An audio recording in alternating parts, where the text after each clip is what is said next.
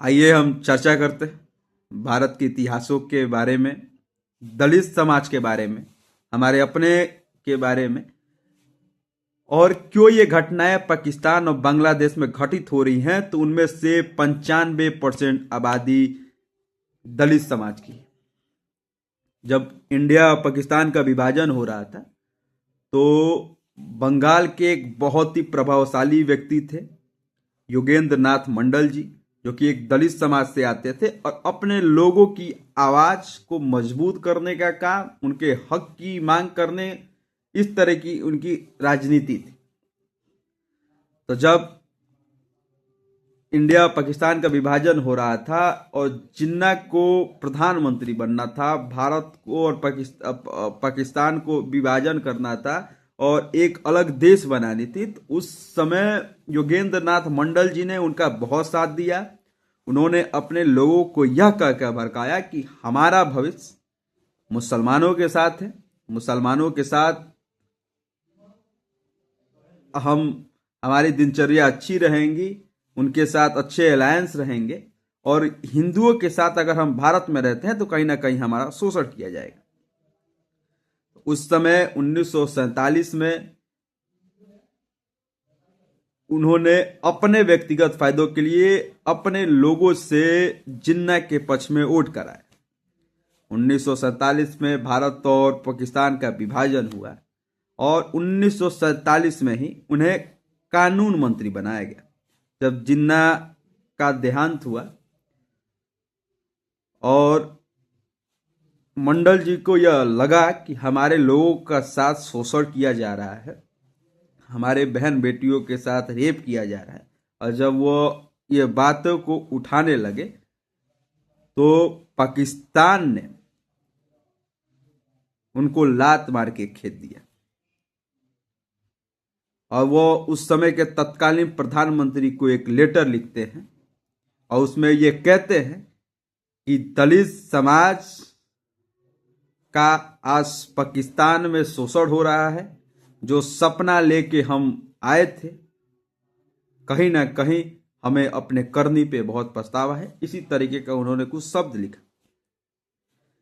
और आज यही काम चंद्रशेखर रावण अपने व्यक्तिगत फायदे के लिए अपने लोगों को भड़काते हैं और अपने समाज के लोगों को धर्म परिवर्तन कराने के लिए हिंदुओं के प्रति हिंसा भावना के प्रति लोगों को जागरूक करते हैं और भड़काने का काम करते हैं। आज बांग्लादेश में जो दीपू चंद्रा के साथ हुआ, एक वो दलित समाज का नौजवान था, वो मेरा भाई था, हमारे अपने हैं। और आज भारत में ना कि बस दलित समाज, पूरा हिंदुत्व उनके साथ खड़ा है, उनकी आवाज बन रहा है। और पाकिस्तान और बांग्लादेश में जो हिंदुओं के साथ लगातार घटनाएं घटित हो रही हैं, उनका विरोध कर रहे हैं। हमेशा मैं एक बात कहता हूं कि जब भी आप अपने जड़ों से दूर होंगे, या तो मारे जाएंगे, काटे जाएंगे, या प्रताड़ित किए जाएंगे। हम एक हैं। अगर हम जातियों में बटेंगे तो हम कटेंगे। मैं मान्य मायावती जी का बहुत सम्मान करता हूं। वो जाति और धर्म की राजनीति नहीं करती, वो दलितों को तोड़ने की राजनीति नहीं करती, वो उनकी हक की बात करती, वो सही मुद्दे उठाती है, अपने लोगों को मजबूत करती। और राजनीति ऐसी होनी चाहिए। राजनीति ऐसी नहीं होनी चाहिए कि लोगों को उनके जड़ों से दूर करे और उनको धर्म परिवर्तन करने के लिए मजबूर करे। और जब जब आप अपने जड़ों से दूर होंगे, हम तो कमजोर होंगे ही, लेकिन कहीं ना कहीं आप भी कटेंगे और आप शोषित होंगे। योगेंद्र मंडल जैसे लोग जब उनको 1950 में लात मार के खेदा किया तो उन्होंने इस्तीफा पत्र दिया, और जब वो वापस आए तो भारत ने फिर से उनको भारत में रहने का जगह दिया। अपना कैसा भी हो, अपना अपना होता है। और आज मात्र यही कारण कि एक समाज आज पूरी तरीके से भटका हुआ है। लोग अपने व्यक्तिगत फायदे के लिए चंद्रशेखर रावण जैसे लोग सांसद बने रहने के लिए, मंत्री बने रहने के लिए अपने लोगों का शोषण करते हैं और वो कहते हैं कि हिंदू आपका अपना नहीं।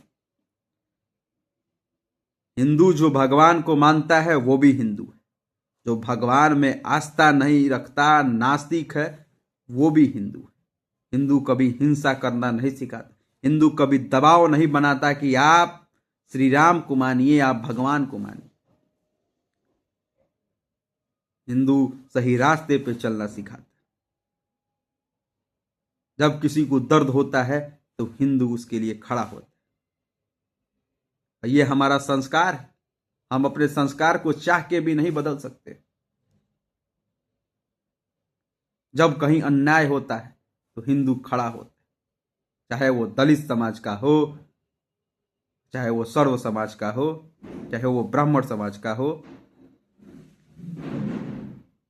जब कहीं भी गलत दिखता है हिंदू बोलता है। लेकिन कहीं ना कहीं छोटे मोटे मुद्दे को लेकर आज के राजनेता जातियों में हिंदू को बांटने की कोशिश कर रहे हैं। और जब दलित समाज अपने अस्तित्व से दूर होगा, जब जब हिंदू जातियों में बटेगा, कहीं ना कहीं जो हिंदुत्व का स्तंभ है वो कमजोर होगा। वृक्ष तभी तक मजबूत रहता है जब तक वो अपने जड़ों को पकड़े रखे, अपने जड़ों के साथ रहे। जिस दिन वो अपने जड़ से दूर होने की कोशिश करेगा, उस दिन उसका अस्तित्व खत्म होता है।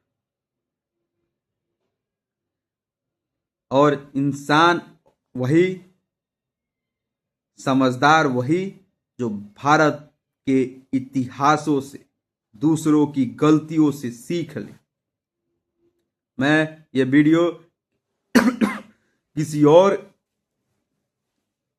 के विरोध में नहीं बना रहा, मैं ये वीडियो हमारे अपनों के लिए बना रहा हूं, जो भटके हुए, जो पार्टियों और राजनेताओं के चक्कर में फंसे हुए। कल योगेंद्र नाथ मंडल अपने 8 से 9% की आबादी लेके बांग्लादेश नहीं जाते तो आज उनके साथ यह नहीं होता। योगेंद्र नाथ मंडल एक नेता थे, एक पढ़े लिखे व्यक्ति थे। उनको लगा कि हमारा परिवार का भविष्य बांग्लादेश में सुरक्षित नहीं है, वो भारत आ गए। लेकिन जो उनके साथ, उनके बातों को मान के जो लोग गए होंगे, उनके साथ सोचिए पिछले 70 से 75 सालों में किस तरीके से लगातार घटनाएं घटित हो रही। दीपू चंद्रा जैसे नौजवान को बिना कुछ गलती के लंगा करके मारा जाता है और उसे जिंदा जलाया जाता है। आज यह वीडियो पूरा देश, पूरा विश्व देख रहा है और हर कोई इसकी खड़ी निंदा कर रहा है। तो क्या हम इसे रोक सकते हैं? इसे रोकना पॉसिबल नहीं। अंबेडकर जी ने भी अपनी किताब में लिखा है कि हम एक स्पेसिफिक समाज के साथ एक अच्छा भारत की कल्पना नहीं कर सकते। ऐसे हर दलित समाज को देखना, क्योंकि दलित समाज का हमेशा इस्तेमाल वोट की राजनीति के लिए हुआ है और लोग उनके पोटेंशियल का गलत इस्तेमाल हमेशा से करते आ रहे हैं। आप अपनी हक की बात रखिए, आप अपनी लड़ाई लड़िए, लेकिन अपने मन में हिंदुत्व के प्रति, अपने इतिहास के प्रति द्वेष भावना मत रखिए। आप हैं तो हम हैं, हम हैं तो आप हैं। हम सब एक हैं, और एक होके अगर चलेंगे, मुट्ठी बन के रहेंगे, तो आने वाली चाहे जैसी भी परिस्थितियां हो, हम लड़ेंगे और मजबूती से लड़ेंगे। बहुत बहुत धन्यवाद।